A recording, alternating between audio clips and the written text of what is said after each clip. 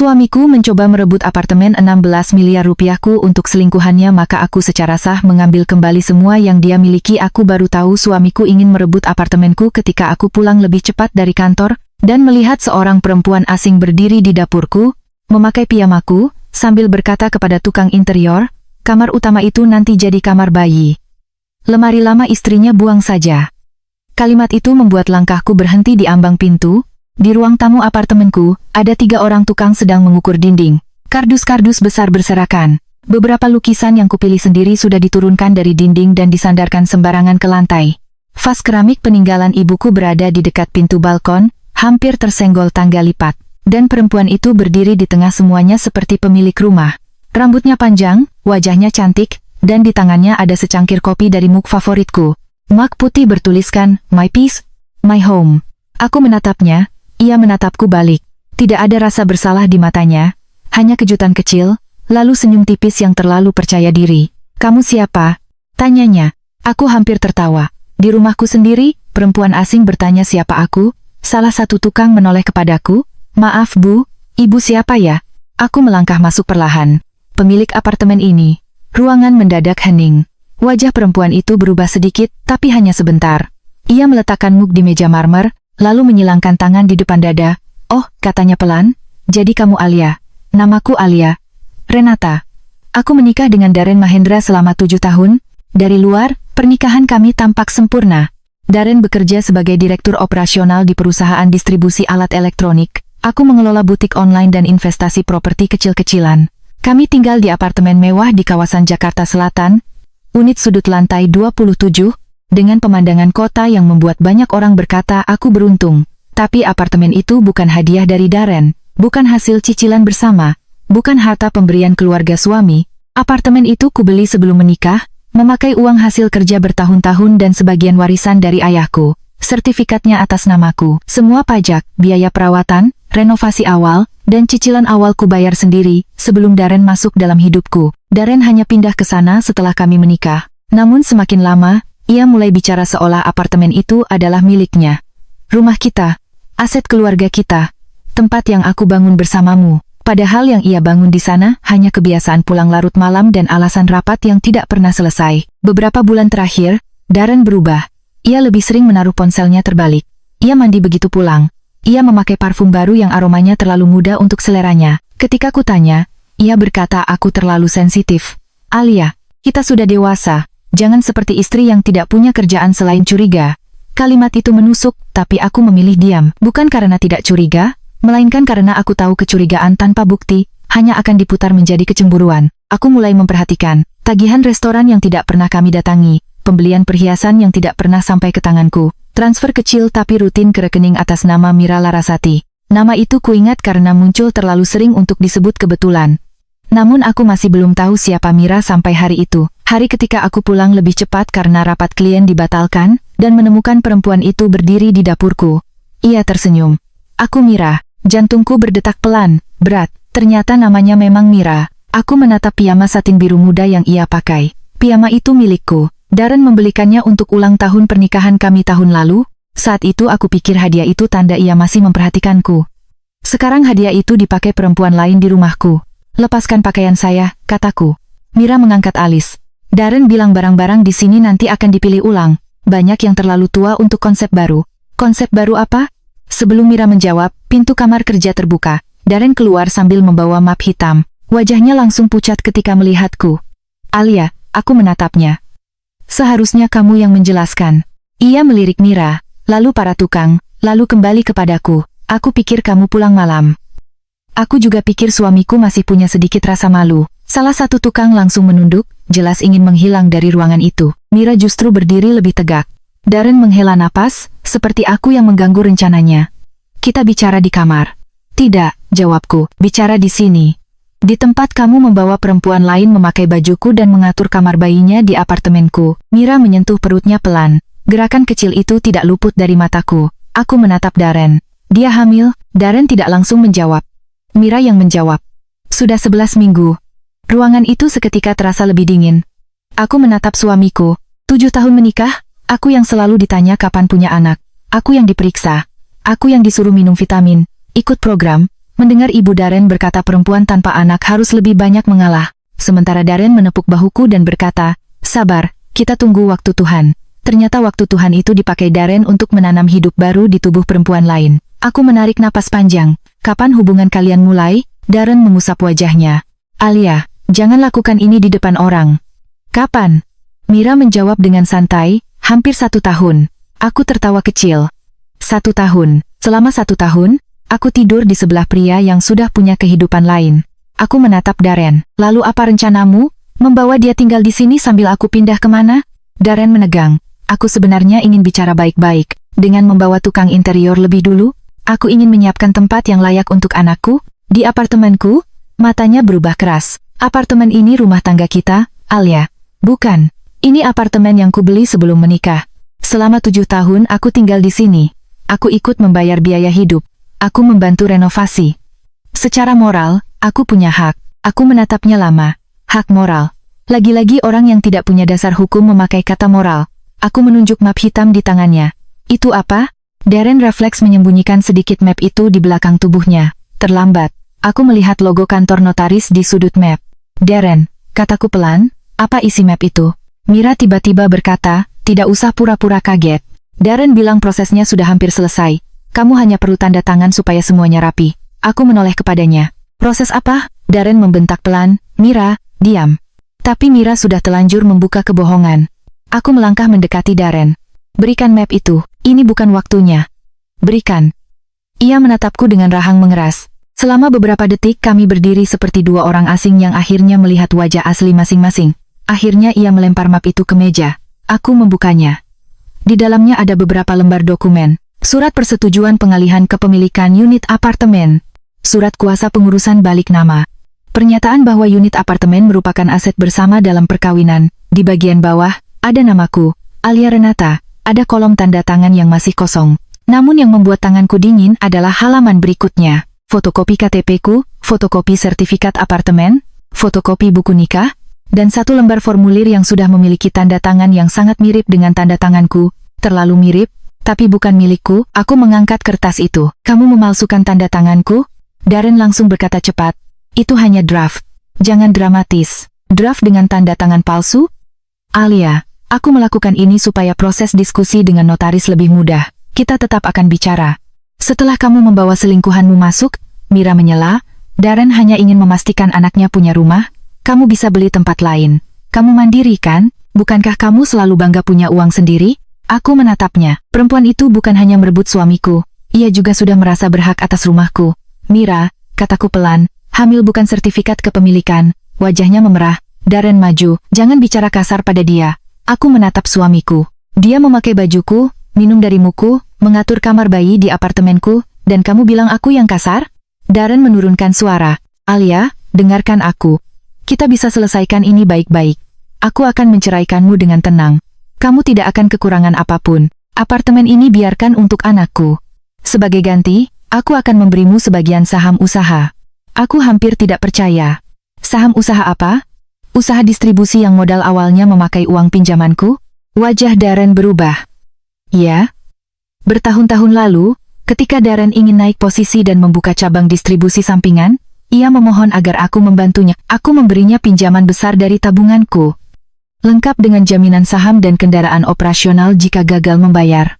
Saat itu, ia berkata, ini hanya formalitas, sayang, aku ingin kamu merasa aman. Aku merasa aman, ternyata, dokumen itu suatu hari akan menjadi senjataku. Darren berkata pelan, jangan campur urusan lama. Aku tersenyum dingin, lucu. Kamu mencoba mengambil apartemenku dengan dokumen palsu, tapi menyebut perjanjian utang sah sebagai urusan lama. Mira menatap Darren. Perjanjian apa? Darren tidak menjawab. Untuk pertama kalinya, aku melihat keraguan di wajah Mira. Mungkin Darren tidak pernah memberitahunya bahwa sebagian gaya hidupnya selama ini berdiri di atas uangku. Aku mengambil ponselku dari tas dan menekan tombol rekam video. Darren melihatnya. Alia, matikan. Tidak, jangan buat ini jadi skandal. Aku menatapnya. Skandal dimulai saat kamu membawa selingkuhanmu ke apartemenku. Aku mengarahkan kamera ke dokumen di meja. Ini adalah apartemen atas nama saya, dibeli sebelum pernikahan. Hari ini saya menemukan suami saya, Darren Mahendra, membawa Mira Larasati ke unit ini, mengatur renovasi tanpa izin, dan menyiapkan dokumen pengalihan kepemilikan dengan tanda tangan yang saya duga palsu. Darren melangkah maju hendak merebut ponselku. Aku mundur. Sentuh ponsel ini, dan para tukang di ruangan ini akan menjadi saksi. 3 tukang langsung menatap lantai, tapi mereka mendengar semuanya. Darren berhenti. Mira tampak mulai gelisah. Aku tidak mau ikut direkam, katanya. Kalau tidak mau direkam, jangan berdiri di apartemen orang lain memakai piyama pemiliknya. Wajahnya merah padam. Darren menatapku dengan mata dingin. Kamu akan menyesal, Alia. Kalau kamu mempersulit, aku akan buktikan apartemen ini harta bersama. Aku tinggal di sini 7 tahun. Aku membayar beberapa renovasi. Aku punya hak. Aku membuka laci meja ruang tamu dan mengambil folder biru yang selalu kusimpan di sana. Darren tampak kaget. Mungkin ia tidak tahu aku menyimpan salinan dokumen penting di beberapa tempat. Aku mengeluarkan sertifikat pembelian, bukti pembayaran sebelum menikah, bukti pajak, akta perjanjian pranikah sederhana yang kami tanda tangani dulu karena ayahku memintaku berhati-hati, serta perjanjian utang Darren kepadaku. Wajah Darren semakin pucat saat melihat dokumen terakhir. Aku berkata pelan, "Mas, kamu lupa, ayahku pernah menjadi pengacara. Sebelum meninggal, dia memastikan putrinya tidak masuk pernikahan tanpa perlindungan." Mira menatap Darren. "Kamu bilang tidak ada perjanjian pranikah." Aku tersenyum tipis. "Oh, dia banyak tidak bilang, Mira." Darren mengepalkan tangan. "Alia, kita bicara 4 mata. Tidak hari ini." Aku menoleh kepada para tukang. "Bapak-bapak, pekerjaan hari ini selesai. Tidak ada renovasi apapun di unit ini tanpa izin tertulis dari saya sebagai pemilik. Tolong tinggalkan ruangan sekarang. Jika diperlukan, saya akan meminta keterangan Bapak sebagai saksi bahwa ada aktivitas renovasi tanpa persetujuan saya." Mereka langsung mengangguk dan membereskan alat. Mira berusaha tetap tenang, tapi tangannya mulai gemetar. "Aku akan ganti baju," katanya. "Tidak," jawabku. "Kamu keluar memakai baju yang kamu pakai sekarang. Piyama itu akan saya buang." Ia menatap Darren menunggu dibela. Darren tidak bergerak. Mungkin ia mulai sadar panggung yang ia siapkan tidak berjalan sesuai rencana. Aku berjalan ke pintu dan membukanya lebar. "Keluar." Mira memegang tasnya dengan wajah terhina. Sebelum pergi, ia menoleh kepadaku. "Kamu pikir bisa menang hanya karena punya dokumen?" Aku menatapnya. "Dalam urusan rumah milik saya, ya?" Ia keluar dengan langkah cepat. Darren masih berdiri di ruang tamu. "Aku belum selesai," katanya. Aku menutup pintu setelah Mira keluar, tapi tidak menguncinya.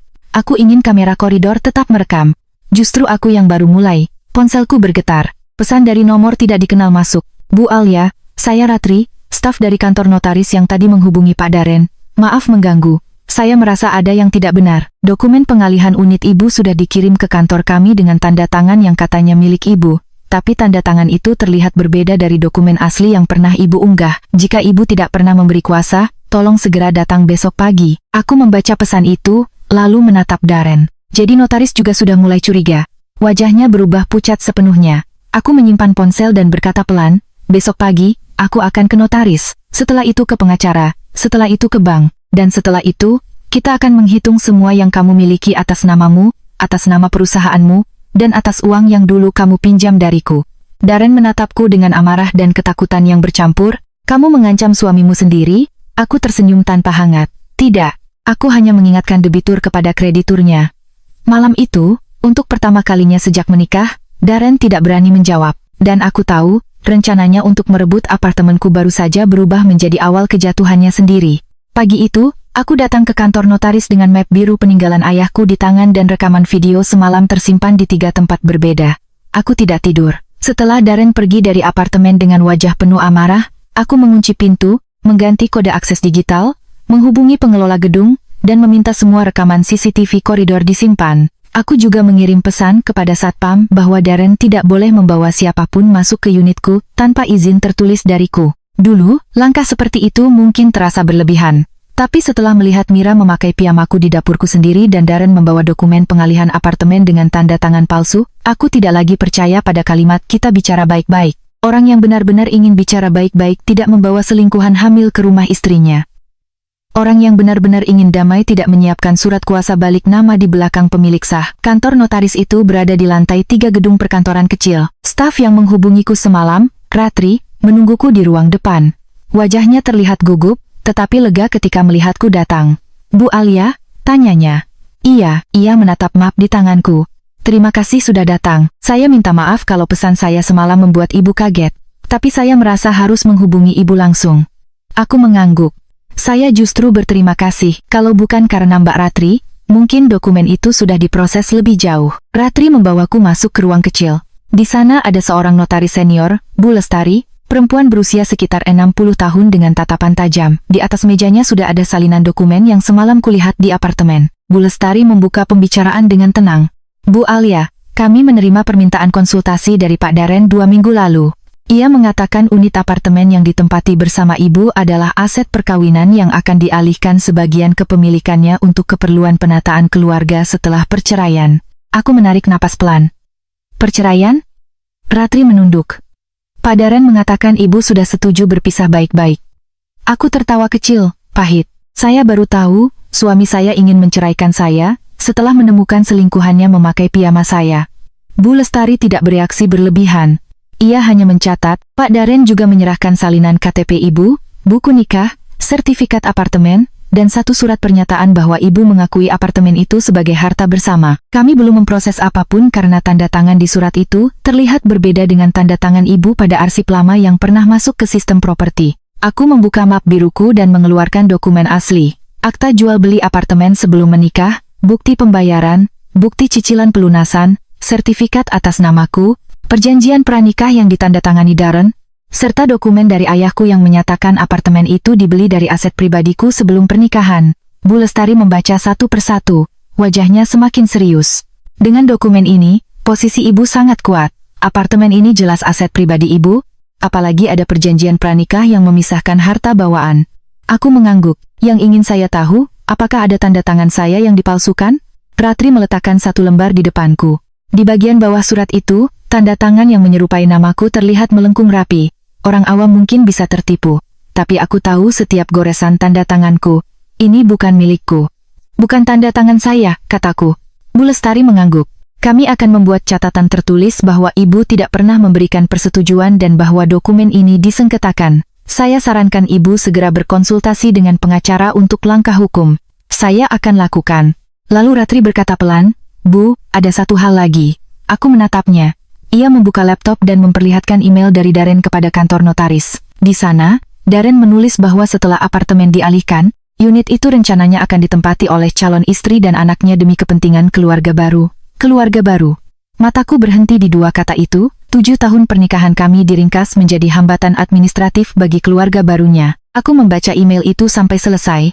Lalu aku meminta salinannya. Bu Lestari berkata, kami bisa memberikan surat keterangan bahwa dokumen ini belum pernah disetujui ibu dan bahwa kantor kami menolak melanjutkan proses tanpa kehadiran ibu sebagai pemilik sah. Aku mengangguk.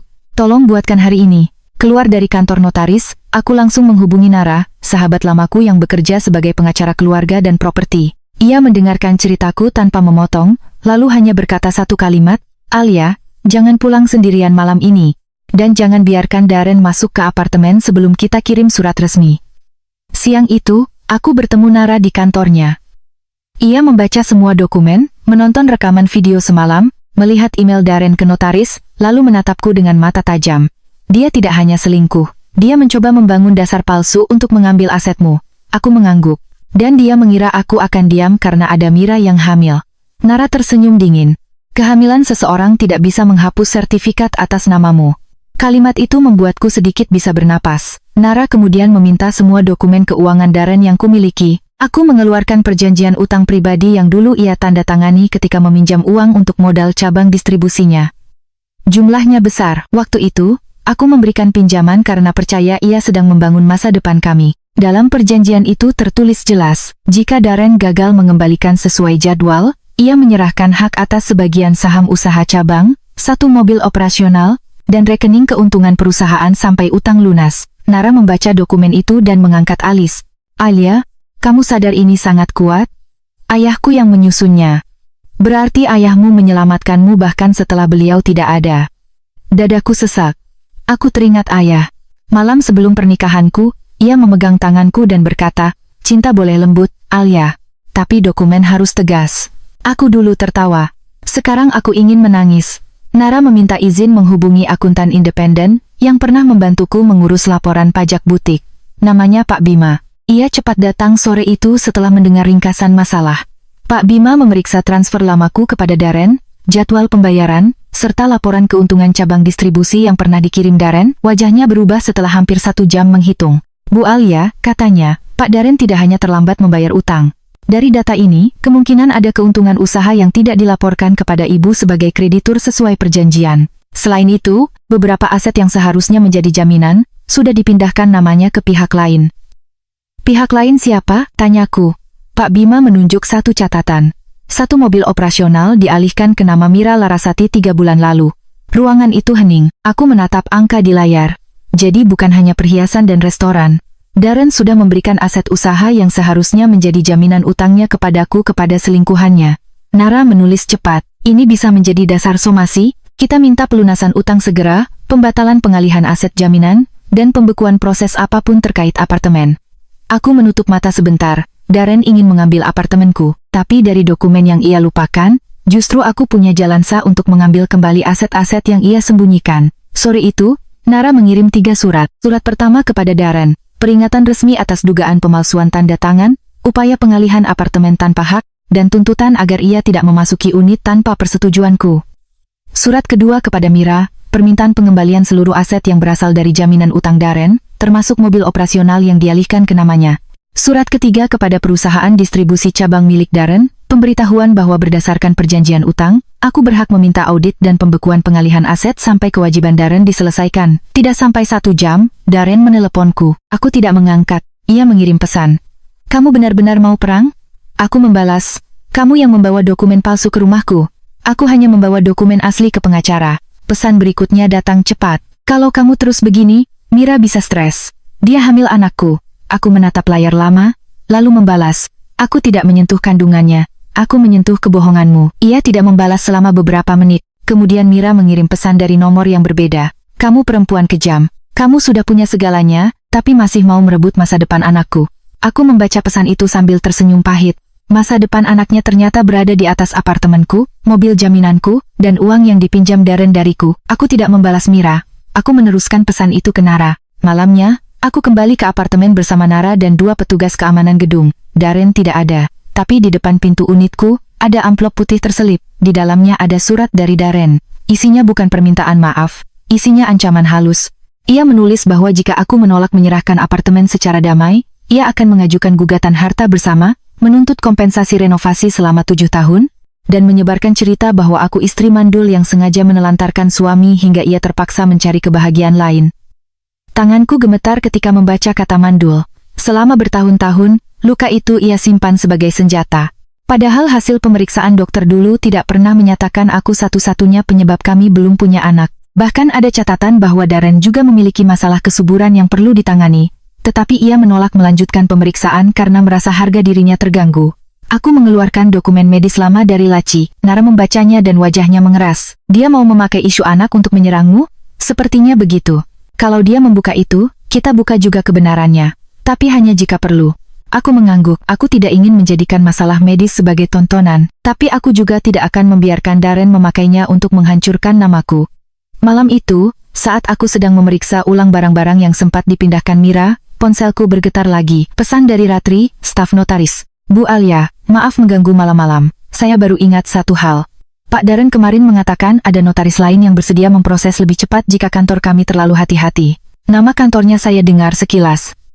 Kantor Harun, rekan. Saya khawatir beliau mencoba jalur lain. Aku langsung menunjukkan pesan itu kepada Nara. Wajah Nara berubah serius. Kalau dia mencoba notaris lain dengan dokumen palsu, kita harus bergerak lebih cepat. Ia menghubungi seseorang dan meminta pengecekan. 20 menit kemudian, kabar datang. Kantor Harun, rekan memang menerima permintaan konsultasi dari Darren sore itu. Topiknya, pengalihan hak unit apartemen atas dasar persetujuan pasangan dan penyelesaian perceraian. Aku menatap jendela apartemenku yang menghadap lampu kota. Darren belum berhenti. Bahkan setelah tertangkap, setelah disomasi, setelah notaris pertama menolak, ia masih mencari pintu lain untuk masuk. Nara menatapku. Alia, besok kita harus mengajukan blokir administrasi ke pengelola apartemen, dan membuat laporan resmi atas dugaan pemalsuan tanda tangan. Kita juga mulai proses sita jaminan atas utang Darren. Aku mengangguk. Di saat yang sama, pesan baru masuk dari nomor Darren. Kamu pikir bisa mengambil semua dariku? Ingat, sebagian aset perusahaan masih atas nama orang-orang yang tidak kamu tahu. Aku membaca pesan itu 2 kali. lalu menunjukkannya kepada Pak Bima yang masih berada di panggilan video dengan Nara. Pak Bima berkata pelan, "Bu Alia, kalau dia menulis begitu, berarti memang ada aset yang disembunyikan." Nara tersenyum tipis. "Bagus, dia baru saja mengaku setengah." Aku menatap layar ponselku. Darren ingin perang dokumen. Baik, aku dibesarkan oleh ayah yang mengajariku bahwa cinta bisa gagal, tapi bukti tidak boleh hilang. Besok, aku akan memblokir apartemenku dari semua tangan kotor. Besok, aku akan membuka audit atas perusahaan Darren. Dan besok, laki-laki yang ingin memberikan rumahku kepada selingkuhannya akan mulai tahu bahwa semua yang ia bangun dengan uangku bisa kembali secara sah ke tanganku. Pagi itu, aku berdiri di kantor pengelola apartemen dengan wajah tenang, tetapi di dalam dadaku ada api yang tidak lagi ingin kupadamkan. Di meja hadapanku, Nara meletakkan surat resmi dari kantornya. Surat itu berisi permintaan pemblokiran administrasi unit apartemenku dari segala bentuk renovasi, pengalihan akses, perubahan data penghuni, atau penerbitan kartu masuk baru tanpa persetujuan tertulis dariku sebagai pemilik sah. Manajer gedung, Pak Hendra, membaca surat itu dengan wajah serius. "Bu Alia," katanya, "kami memang menerima permintaan dari Pak Darren 2 hari lalu untuk menambahkan satu penghuni tetap bernama Mira Larasati. Katanya calon penghuni keluarga." Aku tersenyum hambar. "Calon penghuni keluarga siapa?" Pak Hendra tampak tidak nyaman. Beliau bilang sedang proses penataan ulang rumah tangga. Nara langsung menyela, "Mulai hari ini, semua akses atas nama Mira Larasati dibatalkan. Pak Darren juga tidak boleh membawa kontraktor, tukang interior, atau pihak luar ke unit tanpa izin Bu Alia." Pak Hendra mengangguk cepat. "Kami akan ikuti. Kami juga punya rekaman CCTV saat Bu Mira masuk bersama Pak Darren dan tim interior kemarin." Aku menatapnya. "Tolong simpan rekaman itu. Jangan dihapus." "Baik Bu." Dari sana, kami menuju bank. Bukan untuk menarik uang, untuk menutup pintu. Aku meminta pengamanan tambahan pada rekeningku, mengganti seluruh akses, dan menandai bahwa dokumen identitas lamaku mungkin telah disalahgunakan. Petugas bank mencatat bahwa belum ada pencairan mencurigakan atas namaku, tetapi ada satu permintaan informasi rekening bersama yang diajukan Darren beberapa minggu sebelumnya. "Rekening bersama?" tanyaku. Petugas itu memeriksa sistem. "Pak Darren pernah menanyakan apakah ada kemungkinan menggabungkan data aset ibu dengan data rekening keluarga untuk keperluan kredit." Aku menatap Nara. Ia mengangkat alis. "Dia sedang mencari cara menjadikan asetmu sebagai dasar pinjaman." Kata-kata itu membuat perutku dingin. Apartemenku, identitasku, rekeningku. Semua sudah masuk daftar alat yang ingin dipakai Darren untuk membangun hidup barunya dengan Mira. Siang itu, kami bertemu Pak Bima di kantor akuntannya. Di meja panjang sudah tersusun laporan transfer, dokumen utang Darren, perjanjian jaminan, catatan aset perusahaan, dan laporan keuangan yang pernah dikirim Darren kepadaku selama beberapa tahun. Pak Bima menunjuk layar laptop. "Bu Alia, ada pola yang cukup jelas. Modal awal cabang distribusi berasal dari pinjaman ibu. Berdasarkan perjanjian, keuntungan tertentu wajib dilaporkan sampai utang lunas. Tapi sejak 1,5 tahun lalu, laporan yang dikirim Pak Darren mulai tidak lengkap." Nara bertanya, "Ada pengalihan aset?" "Ada." Pak Bima mengklik file lain. "Mobil operasional pertama dialihkan ke nama Mira Larasati. Mobil kedua dijaminkan ke leasing. Satu gudang sewa dibayar dari rekening perusahaan, tapi kontraknya atas nama perusahaan lain." "Perusahaan lain?" tanyaku. Pak Bima mengangguk. "PT Lestari Prima Nusantara. Pemegang saham mayoritasnya seseorang bernama Harun Pradipta." Nara menoleh kepadaku. "Kamu kenal Harun?" Aku menggeleng. "Tidak." Pak Bima membuka data berikutnya. "Tapi direktur administrasinya Mira Larasati." Ruangan menjadi hening. Mira bukan hanya selingkuhan yang memakai piyamaku. Ia sudah masuk ke struktur bisnis yang dibiayai dari uangku. Aku menatap layar itu lama. Selama ini Darren membuatku percaya bahwa cabang distribusinya sedang tumbuh pelan. Kadang ia mengeluh arus kas sulit, kadang berkata klien telat bayar, kadang meminta aku bersabar karena usaha butuh napas. Aku percaya karena ia suamiku. Ternyata napas usaha itu dialihkan ke perusahaan lain, ke mobil Mira, ke rencana kamar bayi di apartemenku. Nara menyandarkan tubuh ke kursi. "Ini cukup untuk permintaan audit formal dan sita jaminan. Kita bisa minta pengadilan menetapkan larangan pengalihan aset sementara." Aku mengangguk. "Lakukan." Sore itu, somasi kedua dikirim. Kali ini bukan hanya kepada Darren dan Mira, tetapi juga kepada PT Lestari Prima Nusantara dan Harun Pradipta. Isi surat itu tegas. Semua aset yang diduga berasal dari dana pinjaman dan jaminan dalam perjanjian utang Darren harus dijelaskan sumbernya. Jika tidak, kami akan menempuh langkah hukum untuk pelunasan dan pengembalian aset. Tidak sampai 30 menit, Darren menelepon Nara. Nara menyalakan pengeras suara dengan izinku. Suara Darren terdengar tajam. "Bu Nara, Anda terlalu jauh mencampuri rumah tangga saya." Nara menjawab tenang, Pak Darren, klien saya tidak sedang membahas rumah tangga. Kami membahas dugaan pemalsuan tanda tangan, upaya pengalihan aset pribadi, dan pelanggaran perjanjian utang. Perjanjian itu antara saya dan istri saya. Justru karena itu, istri Anda sebagai kreditur berhak menagih. Darren tertawa sinis. Kreditur? Dia istri saya. Aku mengambil ponsel dari tangan Nara. Dan kamu debiturku. Hening sesaat. Lalu suaranya berubah lebih dingin. Alia, jangan main-main. Kamu bisa kehilangan lebih banyak kalau terus begini. Seperti apa? Kamu mau menyebarkan cerita aku mandul? Ia diam. Aku melanjutkan. Silakan. Aku punya dokumen medis lengkap. Jangan lupa, hasil pemeriksaanmu juga ada di sana. Nara menatapku, tapi tidak menghentikan. Darren berkata pelan, penuh ancaman, kamu tidak akan berani mempermalukan aku seperti itu. Aku tidak ingin mempermalukan siapapun. Tapi kalau kamu memakai luka itu untuk menyerangku, aku akan memakai kebenaran untuk bertahan. Telepon terputus. 3 menit kemudian, Mira mengunggah story Instagram. Latar belakangnya putih. Tulisan hitam panjang. Ia tidak menyebut namaku, tetapi semua orang yang mengenal kami pasti tahu arahnya. Kadang perempuan yang tidak bisa memberi keturunan justru paling kejam kepada calon ibu. Doakan aku kuat menghadapi orang yang tidak rela melihat bayi ini punya masa depan. Tanganku sempat gemetar membaca itu, bukan karena takut, karena marah. Darren benar-benar memakai luka terdalamku sebagai pelindung skandalnya. Nara menatapku. Kamu mau jawab? Aku menarik napas, tidak di media sosial. Aku membuka folder medis lama. Di sana ada hasil pemeriksaan kami berdua dari 3 tahun lalu. Dokter menyarankan perawatan lanjutan untuk kami berdua, bukan hanya aku. Darren yang menolak melanjutkan karena merasa harga dirinya tersinggung. Aku menyerahkan salinan itu kepada Nara. Simpan, gunakan hanya jika mereka terus menyerang. Nara mengangguk. Baik, tapi ternyata Mira tidak berhenti. Malam itu, beberapa kenalanku mengirim pesan. Ada yang bertanya apakah aku baik-baik saja. Ada yang mengirim tangkapan layar akun gosip kecil yang mulai menulis tentang istri kaya yang mengusir perempuan hamil dari apartemen suaminya. Aku membaca judul itu dengan perut mual. Apartemen suaminya. Begitu cepat kebohongan berubah menjadi cerita publik jika dibungkus dengan air mata yang tepat. Namun kali ini aku tidak panik. Aku menghubungi Ratri, staf notaris, dan meminta izin memakai surat keterangan resmi. Aku juga meminta Pak Hendra dari pengelola gedung menyiapkan surat bahwa unit apartemen itu atas namaku, dan akses Mira telah dibatalkan karena tidak memiliki hak penghuni. Keesokan paginya, Nara mengirim klarifikasi hukum singkat kepada pihak-pihak yang mulai menyebarkan narasi palsu.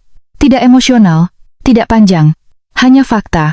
Apartemen itu dibeli Alia sebelum menikah, ada perjanjian pranikah, tidak ada persetujuan pengalihan, ada dugaan tanda tangan palsu, ada somasi atas pelanggaran perjanjian utang.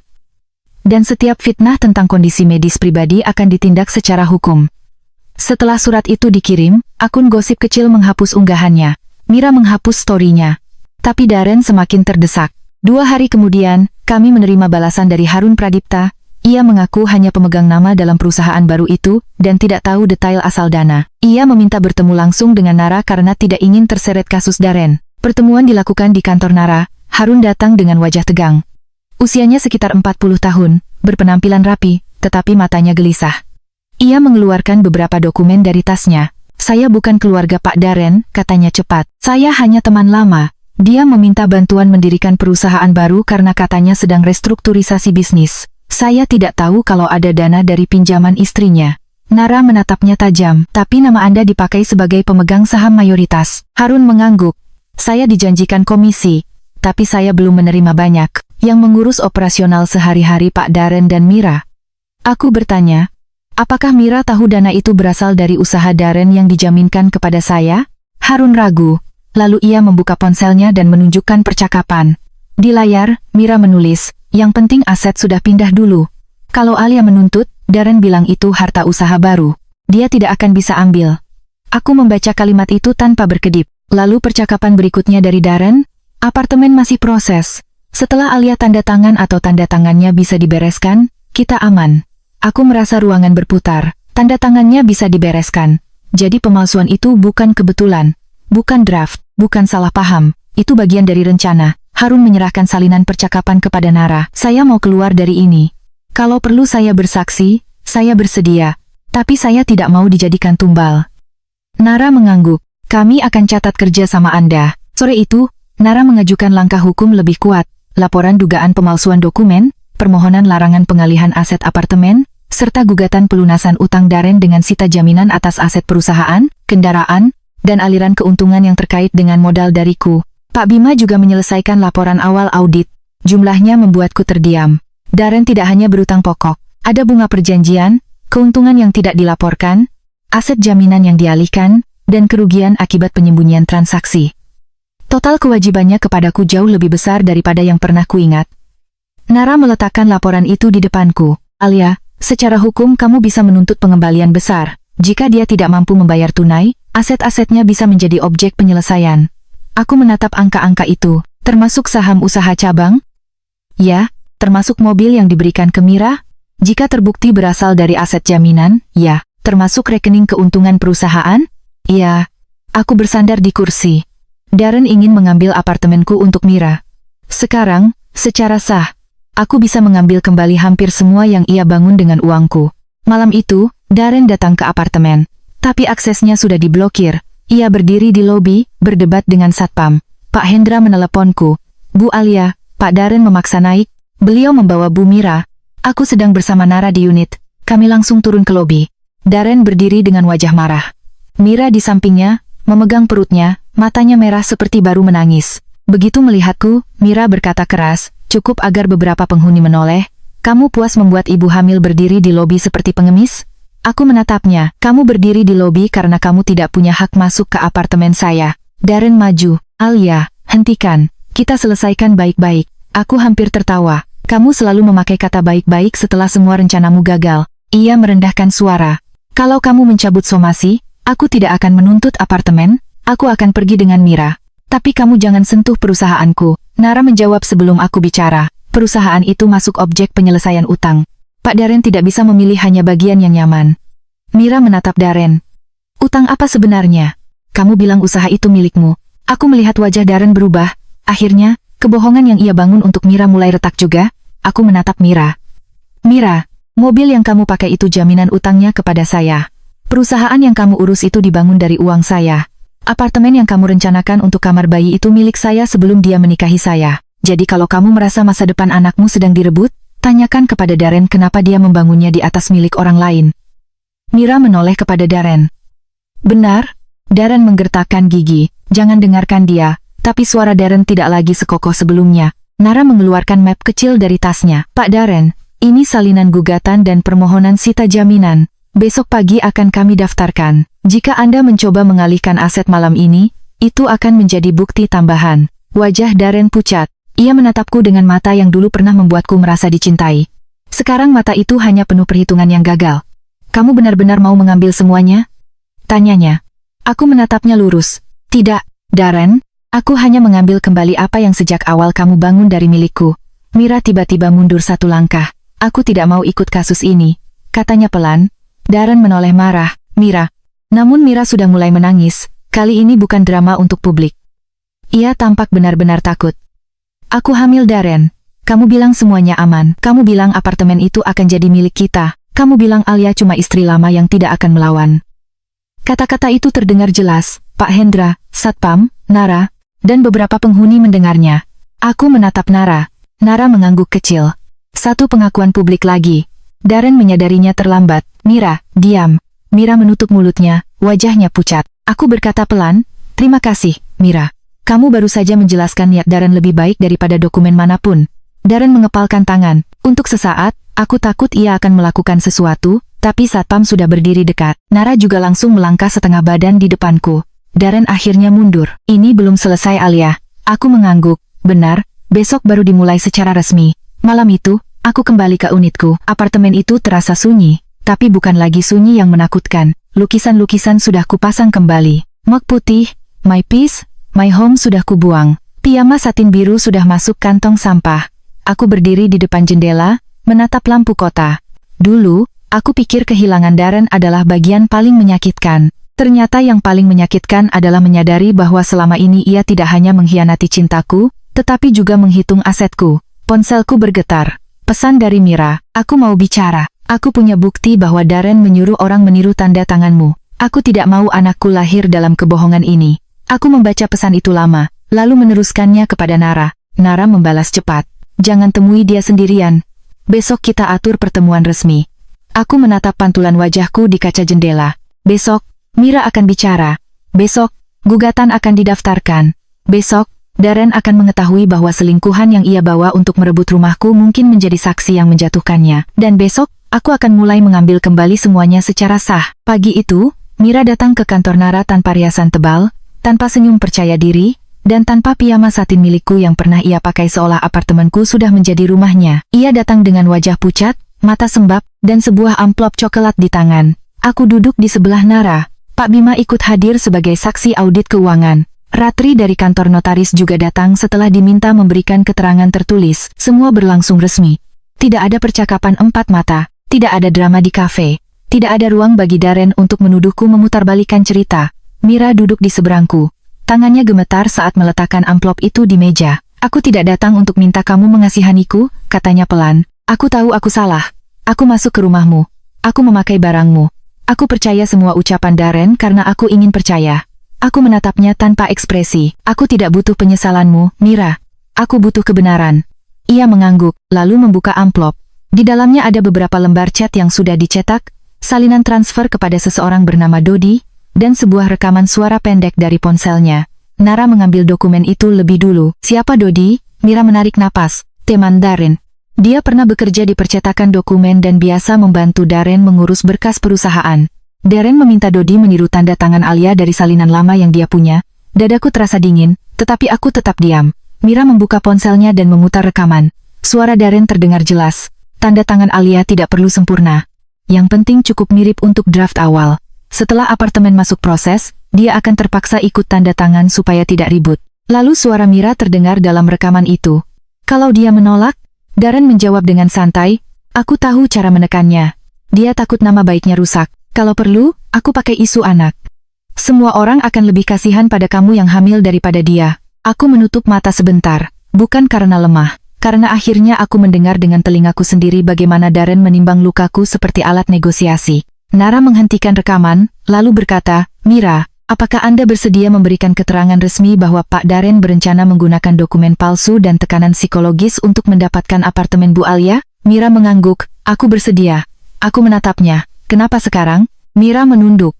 Karena semalam aku tanya Darren tentang utang, perusahaan, dan mobil. Dia marah. Dia bilang kalau aku tidak diam, dia bisa membuatku terlihat seperti perempuan yang sengaja merusak rumah tangga orang demi uang. Dia bilang aku tidak akan punya apa-apa tanpa dia. Ia menyentuh perutnya pelan. Aku tiba-tiba sadar, kalau dia bisa melakukan itu kepadamu setelah 7 tahun menikah, suatu hari dia juga bisa melakukannya kepadaku. Ruangan itu hening. Untuk pertama kalinya, aku tidak melihat Mira sebagai pemenang yang merebut sesuatu dariku. Aku melihat perempuan yang terlambat sadar bahwa laki-laki yang ia pilih berdiri di atas kebohongan, namun rasa kasihan tidak menghapus kesalahannya. Aku berkata pelan, kamu tetap bertanggung jawab atas apa yang kamu lakukan. Ia mengangguk. Aku tahu. Hari itu, semua bukti baru diserahkan kepada Nara. Rekaman Darren, chat dengan Dodi, bukti transfer, dan pesan Mira tentang aset yang dipindahkan menjadi potongan terakhir yang mengunci rencana mereka. Nara langsung mendaftarkan gugatan, laporan dugaan pemalsuan tanda tangan, dan permohonan sita jaminan atas aset Darren yang terhubung dengan utangnya kepadaku. Darren menerima kabar itu siang harinya. Ia datang ke kantor Nara dengan wajah merah penuh amarah, tetapi kali ini tidak ada Mira di sisinya. Ia hanya membawa dirinya sendiri, setumpuk kebohongan yang mulai runtuh, dan ego yang masih mencoba berdiri. Alia, katanya begitu masuk ruang tunggu. Kamu puas? Kamu membuat Mira melawan aku? Aku keluar dari ruang rapat bersama Nara. Mira tidak melawanmu, kataku tenang. Dia hanya berhenti berbohong untukmu. Darren menunjuk wajahku. Kamu pikir kamu akan menang karena beberapa dokumen? Nara melangkah maju. Bukan beberapa dokumen, Pak Darren. Ada sertifikat apartemen atas nama Bu Alia, perjanjian pranikah, bukti pembelian sebelum menikah, surat notaris, rekaman pengakuan, chat pemalsuan tanda tangan, audit pengalihan aset, dan perjanjian utang yang Anda tanda tangani sendiri. Darren terdiam sesaat. Lalu ia menatapku dengan mata yang dulu pernah membuatku jatuh cinta tetapi kini hanya terasa asing. Aku suamimu, Alia. Aku mengangguk pelan. Dan kamu memakai status itu untuk masuk ke rumahku, mengambil dokumenku, membawa perempuan lain ke apartemenku, memalsukan tanda tanganku, lalu mencoba membuat dunia percaya aku istri kejam karena tidak mau menyerahkan milikku kepada anak selingkuhanmu. Wajah Darren mengeras. Aku melakukan ini untuk anakku. Tidak, jawabku. Kamu melakukan ini untuk dirimu sendiri. Anak itu hanya kamu jadikan perisai. Kalimat itu membuatnya diam. Proses hukum dan perdata berjalan dalam beberapa bulan berikutnya. Tidak semua selesai seperti dalam drama satu malam. Ada mediasi, pemeriksaan dokumen, panggilan notaris, audit lanjutan, dan pertemuan panjang yang melelahkan. Tetapi setiap kali Darren mencoba mengelak, bukti baru menutup jalannya. Dodi akhirnya dipanggil dan mengakui bahwa ia menerima uang dari Darren untuk membuat contoh tanda tangan. Ia berkata tidak tahu dokumen itu akan dipakai untuk pengalihan apartemen, tetapi chatnya menunjukkan ia sadar bahwa tanda tangan itu bukan milikku. Kantor Harun, rekan menolak melanjutkan proses setelah menerima peringatan dari Nara dan melihat dokumen asli. Pengelola apartemen mengunci semua perubahan akses. Tidak ada satupun renovasi berjalan. Tidak ada kamar bayi di kamar utamaku. Tidak ada nama Mira dalam daftar penghuni. Apartemen itu tetap milikku. Lebih dari itu, Darren mulai kehilangan hal-hal yang selama ini ia sembunyikan. Mobil operasional yang dialihkan ke Mira masuk daftar aset sengketa. Mira, setelah mendapat nasihat hukum sendiri, memilih menyerahkannya kembali daripada ikut terseret lebih jauh. Rekening keuntungan perusahaan cabang dibuka dalam audit. PT Lestari Prima Nusantara terbukti menerima aliran aset dari usaha yang modal awalnya berasal dari pinjamanku. Harun bekerja sama dan menyerahkan dokumen tambahan. Pada mediasi terakhir, Darren duduk di seberangku dengan wajah jauh lebih kurus dari sebelumnya. Di depannya ada daftar kewajiban.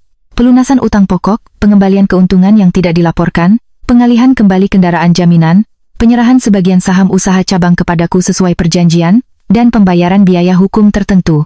Jika ia menolak, proses gugatan akan berjalan lebih keras. Darren membaca semua itu, lalu tertawa pahit. Kamu benar-benar mengambil semuanya. Aku menatapnya. Tidak, aku mengambil kembali bagian yang kamu bangun dari uangku, dan kamu coba sembunyikan dariku. Ia meremas kertas di tangannya. Aku kehilangan perusahaan, mobil, Mira, dan rumah. Aku menjawab pelan, kamu tidak kehilangan rumah. Kamu tidak pernah memiliki apartemenku. Kalimat itu membuat ruangan hening. Nara mendorong dokumen kesepakatan ke arahnya. Pak Darren, ini bukan hukuman pribadi. Ini konsekuensi hukum dari perjanjian yang Anda tanda tangani dan pelanggaran yang Anda lakukan. Darren menatap pena di depannya lama. Lalu akhirnya ia menandatangani. Tangannya gemetar. Bukan karena sedih kehilangan aku, karena untuk pertama kalinya, ia tidak bisa memakai pesona, status suami, kehamilan Mira, atau cerita palsu untuk menyelamatkan dirinya. Setelah itu, perceraian kami berjalan. Darren awalnya masih mencoba meminta pembagian apartemen. Namun di hadapan dokumen pembelian sebelum menikah, perjanjian pranikah, dan bukti pajak atas namaku, permintaan itu tidak punya kaki untuk berdiri. Ia juga tidak berani memperpanjang isu istri mandul, karena Nara sudah menyiapkan dokumen medis lengkap dan peringatan hukum atas penyebaran informasi pribadi. Pada sidang terakhir, Darren menemuiku di lorong. Tidak ada lagi jas mahal yang rapi sempurna. Tidak ada lagi jam tangan mewah. Tidak ada lagi senyum percaya diri. Alia, katanya pelan, aku tahu aku salah. Aku menatapnya. Ya, aku pernah mencintaimu. Aku diam sebentar. Mungkin. Tapi kamu lebih mencintai hidup yang bisa kamu bangun dari milikku. Ia menunduk. Apa kamu membenciku? Aku menggeleng. Tidak lagi. Membencimu terlalu melelahkan. Aku hanya tidak ingin hidupku disentuh olehmu lagi. Matanya memerah. Aku akan punya anak. Aku harus mulai dari nol. Mulailah dengan tidak mencuri dari perempuan manapun lagi. Ia tidak menjawab. Perceraian kami dikabulkan. Aku keluar dari gedung pengadilan bersama Nara. Di luar, Ratri dan Pak Bima menungguku sebentar untuk menyerahkan beberapa dokumen final. Mereka bukan keluarga, tetapi hari itu mereka terasa seperti penjaga kecil di sepanjang jalan pulangku. Mira tidak pernah menjadi sahabatku. Aku tidak akan berpura-pura bahwa luka yang ia tinggalkan hilang begitu saja. Tetapi ia memberikan keterangan sampai akhir. Ia mengembalikan mobil. Ia menyerahkan bukti. Setelah anaknya lahir beberapa bulan kemudian, ia mengirim satu pesan singkat. Aku tidak minta dimaafkan. Aku hanya ingin bilang, anakku lahir tanpa memakai rumahmu sebagai kebohongan. Terima kasih sudah membuatku melihat siapa Darren sebelum terlambat. Aku membaca pesan itu, lalu membalas singkat, besarkan anakmu dengan kebenaran. Hanya itu, aku tidak perlu menjadikannya musuh seumur hidup. Tapi aku juga tidak perlu membukakan pintu persahabatan. Hidupku perlahan kembali tenang. Apartemen yang sempat terasa tercemar oleh pengkhianatan mulai kurapikan ulang. Aku mengganti sofa, mengecat ulang kamar utama. Membeli mug baru, kali ini tanpa tulisan apapun. Piyama satin biru sudah lama kubuang, tetapi aku membeli piyama baru untuk diriku sendiri, bukan sebagai hadiah dari laki-laki manapun. Di ruang kerja, aku memasang foto ayah. Di bawahnya, kusimpan map biru yang dulu ia siapkan untukku, sertifikat, perjanjian pranikah, bukti aset, dan dokumen utang. Map itu tidak lagi hanya berisi kertas. Bagiku, itu adalah bentuk cinta terakhir seorang ayah yang tahu dunia bisa tidak adil kepada putrinya. Usaha cabang Darren yang menjadi bagian pelunasan utang, akhirnya berada di bawah kendaliku secara sah. Aku tidak menjalankannya sendiri. Dengan bantuan Pak Bima, aku menunjuk manajer profesional. Sebagian keuntungan kupakai untuk memperluas butik onlineku. Sebagian lagi kusimpan untuk dana perlindungan hukum bagi perempuan-perempuan yang bekerja denganku, agar mereka tahu bahwa mandiri secara finansial bukan dosa.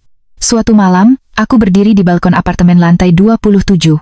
Lampu kota menyala seperti ribuan titik kecil yang pernah kulihat bersama Darren. Dulu, aku pikir pemandangan itu indah karena kami menikmatinya bersama. Ternyata pemandangan itu tetap indah ketika aku berdiri sendiri. Bahkan lebih jujur, aku pernah hampir kehilangan apartemen 16 miliar rupiahku karena suami yang mengira cinta membuatku lengah. Aku pernah melihat selingkuhannya memakai bajuku dan merencanakan kamar bayi di ruang yang kubeli dengan keringatku sendiri. Aku pernah diancam dengan isu mandul, ditipu dengan dokumen palsu, dan dipaksa merasa bersalah karena tidak mau menyerahkan rumahku kepada keluarga baru mereka. Tapi aku tidak runtuh. Aku membuka sertifikat. Aku membuka rekaman. Aku membuka audit. Aku membuka semua kebohongan yang mereka sembunyikan di balik kata cinta, anak, dan rumah tangga. Pada akhirnya, Darren gagal mengambil apartemenku. Justru aku yang mengambil kembali secara sah semua aset yang ia bangun dari uangku, saham, kendaraan, keuntungan usaha, dan harga diriku yang pernah ia kira bisa ditawar. Aku menyentuh kaca balkon dengan ujung jari. Di belakangku, apartemen itu sunyi. Bukan sunyi karena ditinggalkan. Sunyi karena akhirnya aman. Aku tersenyum pelan. Rumah ini bukan hadiah dari suami. Bukan tempat singgah selingkuhan. Bukan jaminan masa depan anak dari pengkhianatan. Rumah ini milikku, dan untuk pertama kalinya setelah bertahun-tahun, aku tidak hanya memiliki apartemen itu secara hukum. Aku memilikinya kembali dengan seluruh keberanianku.